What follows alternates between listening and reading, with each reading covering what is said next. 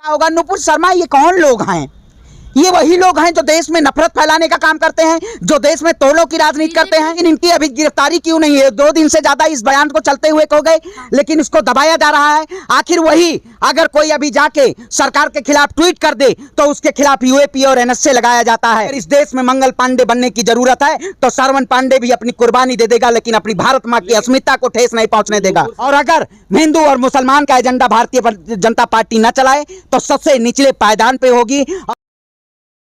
और sir, BJP की national spoken person Nupur Sharma ने एक इंटरव्यू दिया था, लेकिन उसके बाद टाइम्स नाउ ने उसे डिलीट भी कर दिया है।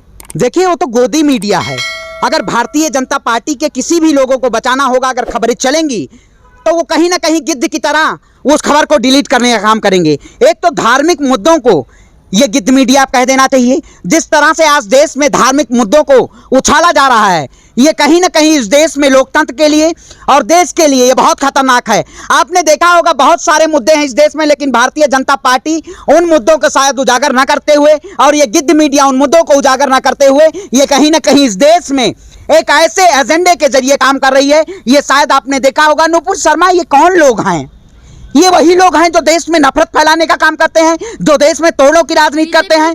स्पोकन पर्सन है। अरे भाई, ऐसे लोगों को स्पोकन पर्सन कहेंगे जो डिबेट में बैठ के हिंदू मुसलमान करेंगे, किसी के धर्म को हाथ पहुंचाने का काम करेंगे। आखिर ये लोग धार्मिक मुद्दों पे क्यों जाते हैं? क्योंकि इनके पास अगर सवाल पूछ लिया जाए महंगाई के मुद्दों को क्यों गवाया गया? ये लोग सीधे तौर पे कहीं ना कहीं इस देश के लिए एक बहुत खतरनाक सरकार है। क्योंकि आप बताइए, अगर गोदी मीडिया को आज महंगाई का मुद्दा दिखाना चाहिए था, लेकिन देश में वो मुद्दे नहीं दिखाए तो है। अंजना ओम कश्यप दिखा, आप भी देखिए, तुरंत ले आती हैं खबर। आप जान बापी के क्या स्टैंड है, ताजमहल पे क्या स्टैंड है, कुतुब मीनार पे क्या स्टैंड है, अजमेर शरीफ पे क्या स्टैंड है। आखिर ये देश में मुद्दे हैं। जो सरकार कहती थी सबका साथ सबका विकास, उस सरकार ने सबका विनाश करने का काम किया। आखिर देखा होगा आपने, इस सरकार ने कहीं ना कहीं इनके कोई नमूने भगवा पहन के और एक पिटीशन डालने का काम करेंगे और स्ट्रीम मीडिया तुरंत उसको वाहवाही लूटने के लिए तुरंत तो भगवा पहनते हैं। भगवा पे सवाल बिल्कुल सवाल क्यों ना उठाया जाए, क्योंकि भगवा के नाम पे हम व्यापार नहीं करते हैं। ये लोग भगवा के नाम पे देश में व्यापार करने का काम करते हैं। एक कहावत है कबीर दास जी की, बहुत सटीक बैठती है भारतीय जनता पार्टी के और उन नमूनों के लिए। हिंदू कहे मोहे राम प्यारा, तुर्क कहे रहमान, आपस में दो लड़ मरे मरन न जाना को। आखिर ये लोग, आप बताइए, अजमेर शरीफ के कौन लोग थे जिन्होंने कहा उसके नीचे स्वास्तिक है? आखिर देश के प्रधानमंत्री जी अजमेर शरीफ पे चादर भेंट करने का काम करते हैं। आखिर ये लोग सीधे तौर पे कहीं ना कहीं इस देश को एक कट्टरता की तरफ ले जाना चाहते हैं। ये लोग किसको मानने वाले लोग हैं? ये सावरकर को मानने वाले लोग हैं। ये सावरकर को, गोलवलकर को, इन सबको मानने वाले लोग हैं। हेडगेवार को मानने वाले लोग हैं। आखिर बताइए, आजाद भारत में, आखिर इस मुल्क की आजादी में भगत सिंह का हाथ था, अशफाकुल्ला थे, और उसके बाद सुखदेव राजगुरु, मंगल पांडे थे। मैं कहता हूं, अगर मुझे भी 1857 की क्रांति, अगर इस देश में मंगल पांडे बनने की जरूरत है तो श्रवण पांडे भी अपनी कुर्बानी दे देगा, लेकिन अपनी भारत माँ की अस्मिता को ठेस नहीं पहुंचने देगा। शर्मा के खिलाफ मुंबई में केस दर्ज हुआ, लेकिन दिल्ली में नहीं हुआ। देखिए, आप बताइए, अगर आप ट्वीट करते हैं क्यों नहीं हुआ? क्योंकि ये लोग जो सरकार में बैठे हुए कहीं ना कहीं एक ही सिक्के के दो पहलू हैं। ये जो सत्ता में बैठ के, आखिर इनकी अभी गिरफ्तारी क्यों नहीं है? 2 दिन से ज्यादा इस बयान को चलते हुए हो गए, लेकिन इसको दबाया जा रहा है। आखिर वही अगर कोई अभी जाके सरकार के खिलाफ ट्वीट कर दे तो उसके खिलाफ यूएपी और एनएसए लगाया जाता है। लेकिन ये सरकार आखिर अपने अधीनस्थ में काम करवाएगी। ये कहीं ना कहीं भारतीय जनता पार्टी के यहाँ एक मैन्युफैक्चरिंग है। There is a mini issues and targeting by Muslim. Bharatiya Janata party issue उभार के और कहीं ना कहीं मुस्लिमों को टारगेट करने का काम करती है। मोदी जी सबका साथ सबका, अरे सबका विनाश, कौन से आप बताइए, आपकी भी दुकान नहीं, आप भी, आपकी दुकान बंद हो रही है क्या? सबका साथ कहाँ सबका विकास हुआ? युवाओं पे लाठियों और डंडों पिटवाने का काम किया कौन सरकार ने किया? भारतीय जनता पार्टी ने। देखिए, अच्छा चुनाव आ गया क्या किसी प्रदेश में? आने वाला विधानसभा हिमाचल प्रदेश में है। जब चुनाव आ जाएगा, आपने देखा होगा बंगाल की दाढ़ी, असम का गमछा पहन के बंगाल में और वहां पे इन्होंने व्यापार करने का काम किया। जब उत्तर प्रदेश और बिहार में चुनाव आ जाएगा, तब राम की धरती से आए हैं, कृष्ण की धरती से आए हैं, बुद्ध की धरती से आए हैं। आखिर क्या ये देश की जनता को बेवकूफ नहीं बनाना चाहते हैं? लेकिन अब देश की जनता बेवकूफ नहीं बनेगी। जिंदा कौमें 5 साल इंतजार नहीं करती हैं। जनता की बात कर रहे हैं, जनता ने ही 2 बार चुना है। आप दी थी भारतीय जनता पार्टी को वोट? है नहीं, आप बताइए। नहीं, अच्छा गोपनीय होता तो आप कैसे पूछ सकती हैं देश की जनता ने वोट दिया? ईवीएम कहाँ है? अरे देखिए, जीतने से जनता के दिलों में राज करना, कहीं ना कहीं भारतीय जनता पार्टी जनता के दिलों पे नहीं राज कर रही है, ये सीधे तौर पे कॉर्पोरेट के ऊपर राज कर रही है। ये कॉर्पोरेट तंत्र की सरकार है और कहीं ना कहीं मैं कहता हूं गोदी मीडिया का बहिष्कार करो भाई, आपका भी बहिष्कार होना शुरू हो जाएगा। ये आवाज चैनल हमारी आवाज को दबाया जाता है, आप आवाज चैनल के नाम से चैनल चलाते हैं, सवाल उठा रहे हैं।